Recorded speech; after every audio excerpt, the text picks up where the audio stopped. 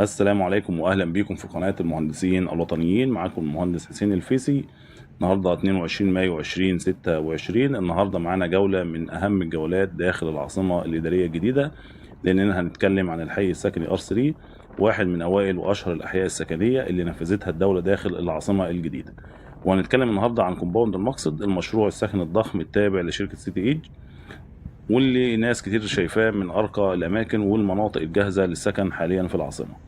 في الفيديو ده هنتكلم عن موقع ار 3 ومساحة الحي وعدد الوحدات والعمارات والخدمات الموجودة وأسعار الشقق والفيلات وأسعار سيتي ايدج الرسمية وأسعار إعادة البيع أو الريسيل الموجود حاليا في ار 3. ولو أول مرة تشوف قناة المهندسين الوطنيين يا ريت تعمل لايك للفيديو وتشترك في القناة وتشغل الجرس علشان يوصلك كل جديد. ويلا بينا نبدأ الجولة.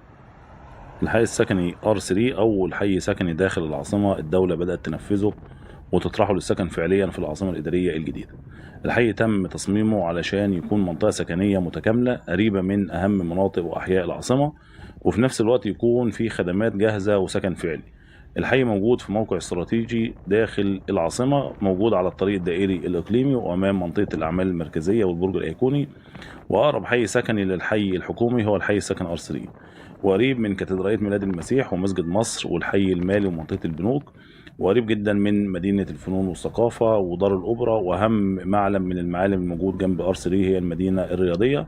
المدينة الرياضية اللي على محور الأمة تعتبر جزء من الار 3.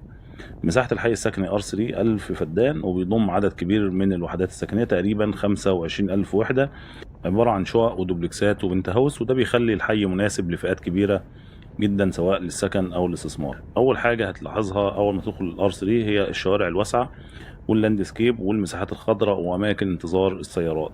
والميزه المهمه ان كل الوحدات متسلمه وبتتسلم متشطبه بالكامل وجاهزه للسكن، وده شيء مش موجود بنفس الشكل ده في كومباوندات ار 7 وار 8 ومنطقه المستثمرين. والسؤال اللي معظم الناس بتساله، هل العاصمه فيها سكان؟ ودي نقطه مهمه جدا. لما بيشوفوا فيديوهات ار 7 وار 8 بيسالوا الدنيا هتسكن امتى. لا، في احياء ساكنه في العاصمه بالفعل، زي الحي السكني ار 3 اللي قدام حضراتكم ده فيه سكان بالفعل. وده بسبب ان الدوله خصصت جزء كبير من وحدات ار 3 للموظفين المنتقلين للعاصمه الاداريه. وفي مارس 2026 اللي فات وزاره الاسكان اعلنت رسميا بدء تخصيص وحدات جديده للموظفين المنتقلين للعاصمه في المرحله الثانيه. وده معناه ان الحي بيزيد فيه الاشغال والسكن الحقيقي بيزيد تدريجيا. ومن اقوى مميزات الحي السكني ار 3 انه فيه 3 جامعات: الجامعة المعلوماتية والجامعة الكندية والجامعة الأوروبية، وفي أكتر من 10 مدارس انترناشونال موجودين بالفعل في ار 3، منهم اللي شغال من سنين ومنهم اللي لسه هيشتغل الفترة اللي جاية، بالإضافة لعدد كبير من المساجد والكنائس ومنطقة خدمات فيها عدد كبير من المولات الخدمية والصيدليات. بس برضو الحي عطشان للخدمات، منتظرين عدد كبير من المولات اللي بيتم إنشائها حاليا تشتغل في الفترة اللي جاية.